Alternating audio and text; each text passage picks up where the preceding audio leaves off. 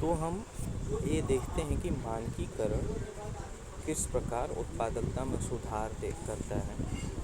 उसको विभिन्न बिंदुओं से समझेंगे। बहुत सारे बिंदुओं के माध्यम से हम ये समझेंगे कि मानकीकरण का क्या प्रभाव होता है उत्पादक सुधार में।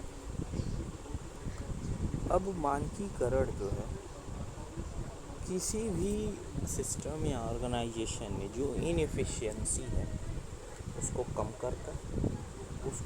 उससे अब इनएफिशिएंसी का क्या मतलब है, जैसे हमको कोई प्रोसेस है, मान लीजिए ड्रिलिंग कटिंग का, ठीक है। हमको अगर मान लीजिए यहाँ स्टैंडर्ड सेट नहीं है कि कौन सा काम कैसे कब कहाँ करना है, कोई स्टैंडर्ड नहीं है कंपनी में, ठीक है। अब क्या हुआ कि हम कभी ड्रिलिंग शुरू कर रहे हैं, कभी वेल्डिंग शुरू कर रहे हैं, कोई चीज़ कभी कर रहे हैं। इससे क्या हो रहा है, हमको पता चल रहा है कि अभी ड्रिलिंग नहीं करनी थी, पहले वेल्डिंग करनी थी, ठीक है। कोई दूसरा आया तो कुछ और किया, तो इससे क्या होगा, इनएफिशिएंसी बढ़ेगी किसी ऑर्गेनाइजेशन में या उस प्रोसेस की इनएफिशिएंसी बढ़ेगी। अगर स्टैंडर्ड सेट रहेगा तो आते ही आप किसी वर्क प्लेस पे जो आएंगे तो आपको पता चलेगा कि आपको यही काम करना है, तो तुरंत आप क्या करेंगे, सबसे पहले वेल्डिंग करेंगे, फिर ड्रिलिंग करेंगे। इससे क्या हो गया, इस स्टैंडर्डाइजेशन से आपको ये फ़ायदा होगा कि आपको पहले से ही पता था कि आपको कौन सा काम करना है। इसका फ़ायदा ये है कि आपकी जो एफिशिएंसी है वो बढ़ी। एफिशिएंसी बढ़ेगी तो आपको समय अधिक मिलेगा, इनएफिशिएंट टाइम दूर होगा। इनएफिशिएंट टाइम दूर होने से अल्टीमेट जो इफेक्ट आएगा वो आपकी प्रोडक्टिविटी बढ़ जाएगी। आप पहले अगर किसी काम को 4 मिनट में उतना ही काम कर रहे थे, अभी 2 मिनट में कर लेंगे, तो आपकी प्रोडक्टिविटी क्या है, ऑब्वियस सी बात है, इंक्रीज होगी। अब एक और अगला जो बिंदु है उस पर ध्यान दें कि यह अस्वस्थकर प्रतिस्पर्धा और संगठनों में कमी करता है। अस्वस्थकर का अर्थ है कि जो भी अनहेल्दी कंपटीशन है इसमें ऑर्गेनाइजेशन हेल्प करेगा, और जो भी विवाद हो रहे हैं ऑर्गेनाइजेशन में या ग्रीवेंस पैदा हो रहा है दो डिपार्टमेंट्स के बीच में, ये सारी बातें तो इन सब में कमी करेगा। अब कैसे कमी करेगा, मान लीजिए हमारा स्टैंडर्ड मैंने सेट किया है कि अभी एक सपोज कीजिए कि स्टैंडर्ड नहीं सेट है किसी कंपनी में, ठीक है। तो कंपनी जो कहेगी कि दो डिपार्टमेंट हैं, बहुत सारे डिपार्टमेंट है किसी कंपनी में, तो उनको लगेगा ये काम मेरा नहीं है, दूसरे लगेगा कि ये काम मेरा नहीं है, ठीक है। और कोई अगर बेहतर काम होगा, जैसे मैनेजमेंट के सामने उनको अच्छा दिखना होगा, तो वो काम वो कर लेंगे पहले, और बाकी जो काम है वो छूटा पड़ा रह जाएगा। इससे क्या होगा, ये जो प्रतिस्पर्धा है, यहाँ तो प्रतिस्पर्धा हुई किसी एक काम के लिए और किसी काम के लिए नहीं है, ठीक है। जब जिस काम के लिए नहीं होगी तो मैनेजर पूछेगा तो एक दूसरे पर आरोप लगाएंगे, इससे संघर्ष बढ़ेगा। तो आपका जो ग्रीवेंस है और जो अनहेल्दी कंपटीशन है बिना स्टैंडर्डाइजेशन के, वो क्या हुआ, बढ़ा। अब इसको कम कैसे करेंगे, जब स्टैंडर्डाइजेशन कर देंगे कि आप एक ये मीडियम होगा इस काम का कि आपको इस डिपार्टमेंट पे कोलैबोरेट करके ही करना है।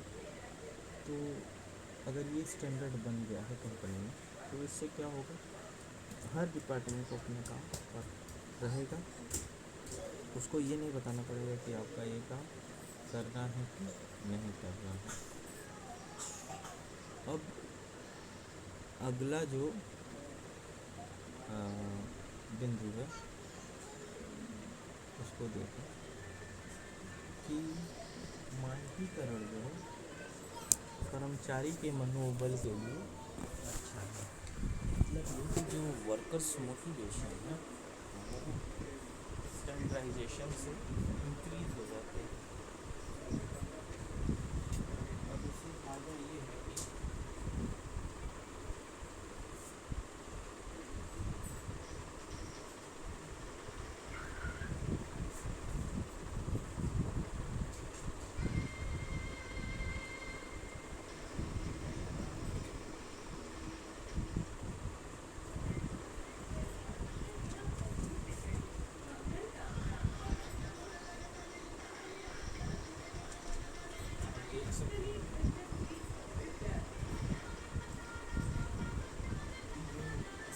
स्टैंडर्डाइजेशन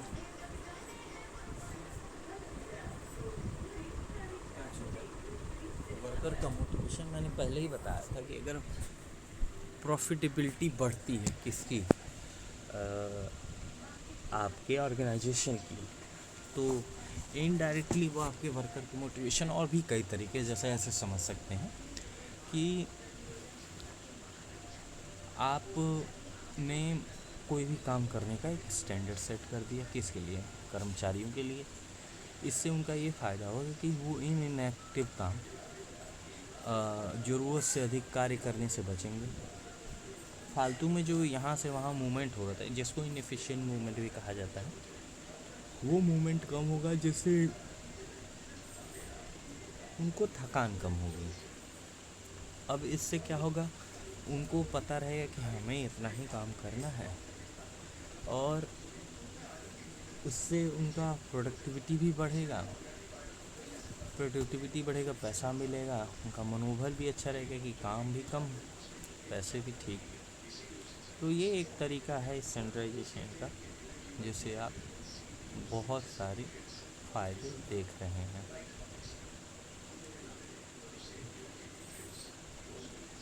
अब एक फ़ायदा, चौथा बिंदु देखें कि जो मानकीकृत काम है, जो स्टैंडर्डाइज वर्क होता है, ठीक है, उसमें क्या होता है कि जो लोग उस कार्य को जो कर रहे हैं और जो कार्य प्रक्रिया है, जो मतलब वर्क प्रोसेस है, उनके बीच एक संबंध स्थापित होता है, ठीक है।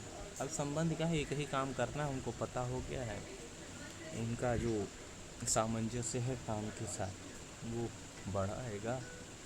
तो वो क्या करेंगे कि वो इनडायरेक्टली आपका, उनका मनोबल बढ़ेगा इससे, और उस मनोबल के कारण आपकी उत्पादकता भी बढ़ेगी। अब कस्टमर सर्विस के सुधार में बहुत इम्पॉर्टेंट है, आजकल का जो युग है वो कस्टमर सेटिस्फेक्शन का है। क्वालिटी का जो प्रिंसिपल है वो इस पर ही बेस्ड है कि कस्टमर सेटिस्फेक्शन होना चाहिए। नए नए प्रिंसिपल्स इस बात पर जोर देते हैं, जैसे TQM सिक्स सिग्मा है, कि कस्टमर सेटिस्फेक्शन बहुत ज़रूरी है, और ये स्टैंडर्डाइजेशन का एक अभिन्न अंग भी है। होता क्या है, मानकीकरण या स्टैंडर्डाइजेशन जब कर देते हैं तो कस्टमर सर्विस टॉप मोस्ट हो जाती है। तो कस्टमर सर्विस जो पहले नहीं ज़्यादा सुनी जा रही थी, कस्टमर की क्या ग्रीवेंसेस हैं, वो अभी सुधर जाती है। अब इसका ये फ़ायदा होता है ना कि कोई संगठन जो है या फिर कोई ऑर्गेनाइजेशन है बहुत उत्पादक है, बहुत ही एफिशिएंट है, तो ग्राहक भी क्या करते हैं, उनके साथ अच्छा उनका भी जो रिस्पॉन्स होता है ऑर्गेनाइजेशन के प्रति वो बेहतर होता है। अब आप देख सकते हैं कि ये पांचवा बिंदु था। अब अगला जो है, मानकीकरण से आपके श्रम के अपव्यय को रोकने में सहायता। अपव्यय का मतलब होता है कि जो वेस्टेज हो गया लेबर का। अब कैसे, मान लीजिए मैंने पहले ही बताया था, किसी काम करने का सेट मेथड नहीं है, तो कोई काम कोई पहले करेगा, कोई काम कोई बाद में करेगा। इससे बहुत सारा मूवमेंट भी हो जाएगा और मूवमेंट टाइम बढ़ेगा। इससे आपका जो प्रोडक्शन में भी देरी आएगी। तो ये सब से आप देख सकते हैं कि कितना इम्पोर्टेंट है स्टैंडर्डाइजेशन करने के बाद आपका जो लेबर वेस्टेज था उसे फ़ायदा मिलेगा।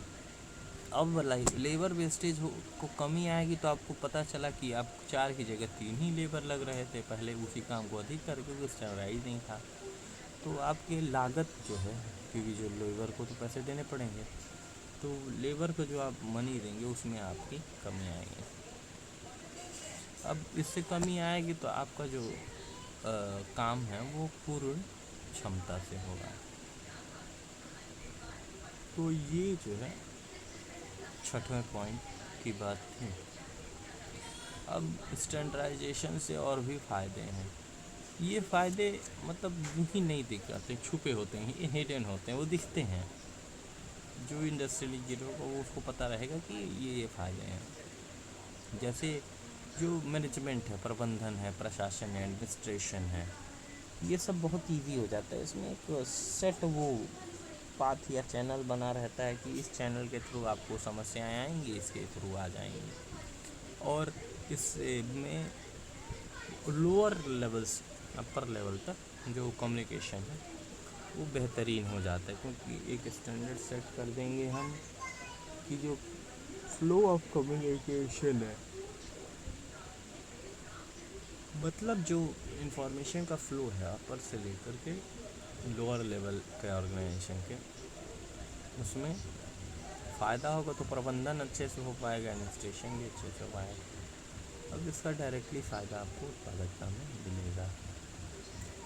अब देखिए, हमने स्टैंडर्डाइजेशन किया तो यही नहीं कि अब एडमिनिस्ट्रेशन और जो मैनेजमेंट है वही अच्छा होगा। इससे एक और फ़ायदा होगा। जैसे क्या क्या फ़ायदा होगा, आप प्रबंधन के जो लोग हैं और जो प्रबंधन और प्रशासन के लोग हैं, उनका श्रमिकों के साथ जो कंपेटिबिलिटी है, सामंजस्य है, वो बढ़ेगा।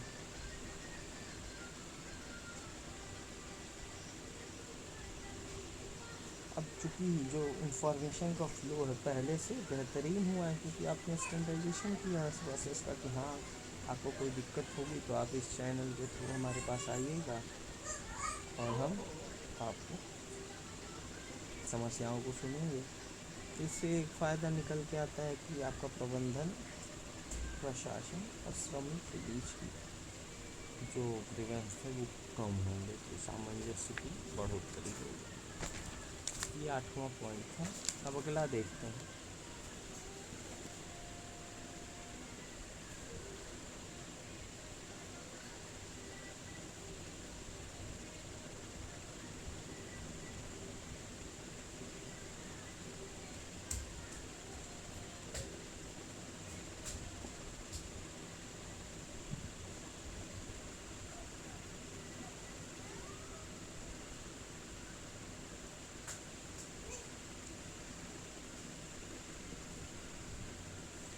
अब जो अगला है इंटरचेंजेबिलिटी, मैंने पहले ही कहा आपसे कि इंटरचेंजेबिलिटी में फ़ायदा मिलेगा। भाई इंटरचेंजेबिलिटी का मतलब ये है कि अगर स्टैंडर्ड प्रोडक्ट नहीं बनते हैं किसी भी ऑर्गेनाइजेशन किसी टेरिटरी के भीतर, या फिर वर्ल्ड वाइड ही मान लीजिए स्टैंडर्ड प्रोडक्ट नहीं बनते हैं, तो आप बनाएंगे 5 mm की थ्रेड या 5 mm का, एक नट बोल्ट के एग्जाम्पल पे देते हैं, आप बनाएंगे 5 mm का, कोई 5 सेंटीमीटर का बना रहा है, दोनों में अंतर होगा।